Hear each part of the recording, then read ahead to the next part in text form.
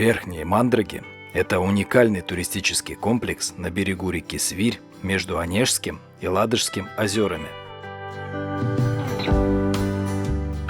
Главной достопримечательностью деревни являются восстановленные крестьянские избы XIX века, а также музеи и ремесленные мастерские. Расположены Верхние Мандраги в 270 километрах от Санкт-Петербурга. До деревни можно доехать на автомобиле. Вначале по Мурманскому шоссе, а после Ладейного поля сворачивайте на трассу А-215. За Свирьстроем идет съезд на грунтовую дорогу, которая приведет вас непосредственно в Верхние Мандраги.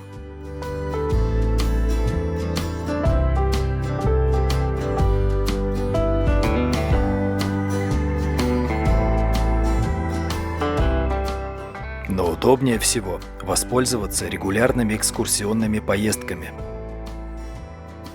Река Свирь судоходна, поэтому основная масса туристов прибывает сюда на круизных теплоходах.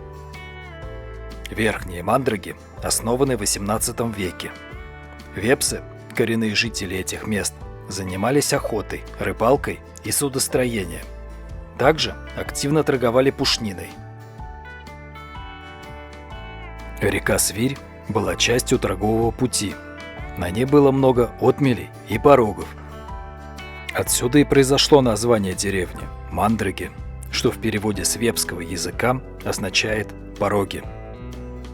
При Петре I здесь строились суда для Балтийского флота.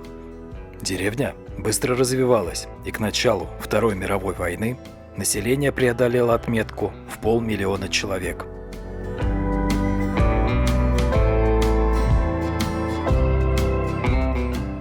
С сентября 1941 года по май 1944 деревня находилась в финской оккупации и была полностью разрушена в ходе боевых действий. После войны деревню восстанавливать не стали.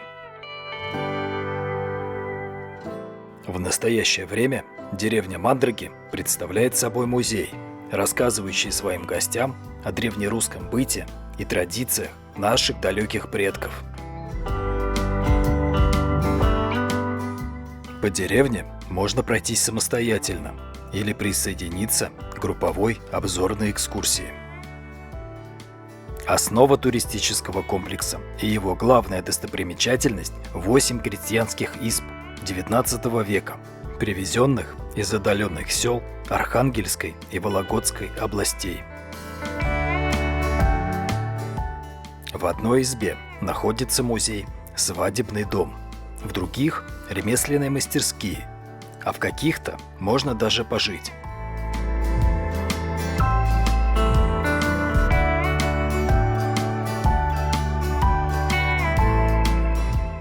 В мастерские можно зайти самостоятельно.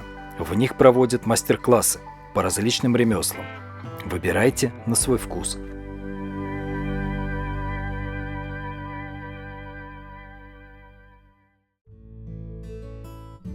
Кроме старинных русских изб и дворов, в Мандрагах много всего интересного. Почти в центре деревни, за толстым защитным стеклом, на деревянном помосте стоит гигантский валенок, попавший в Книгу рекордов Гиннесса в 2019 году. На его создание понадобилось 500 килограмм шерсти и 2,5 года работы. В музее русской водки можно не только узнать историю самогоноварения на Руси, но и продегустировать представленные экспонаты. Музейный фонд пополняется за счет туристов. Здесь можно обменять свою бутылку на другое спиртное из запасов музея.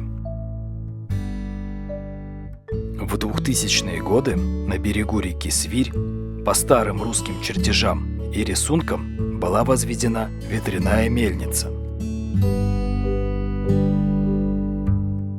Недалеко от нее находится банный комплекс, где туристы смогут на себе ощутить, что такое настоящая русская парная.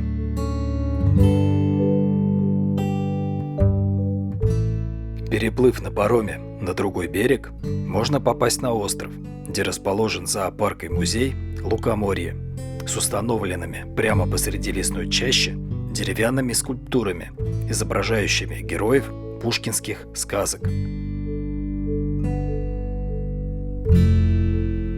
Старинная деревянная церковь пророка Елисея была построена в 1899 году в деревне Седозеро, а в 2017 разобрана и перевезена в Мандраги.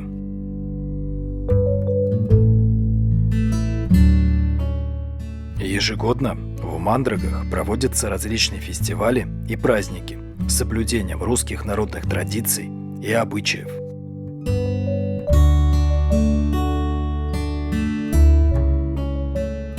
В деревню лучше всего приезжать на несколько дней.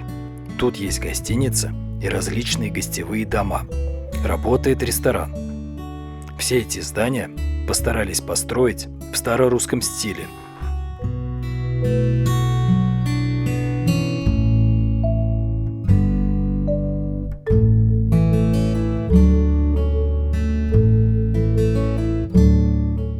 Для туристов подготовлено множество развлечений. Можно покататься на лошадях и в повозке, порыбачить, поохотиться.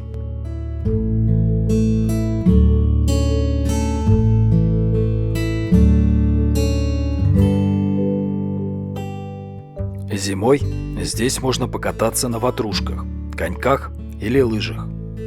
Летом можно организовать пикник на природе или сходить в лес за грибами и ягодами.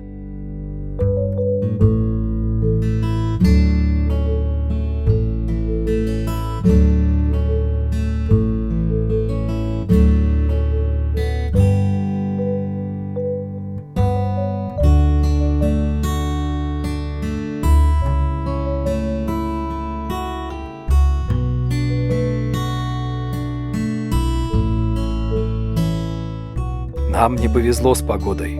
После сильного ливня никакие развлечения не работали.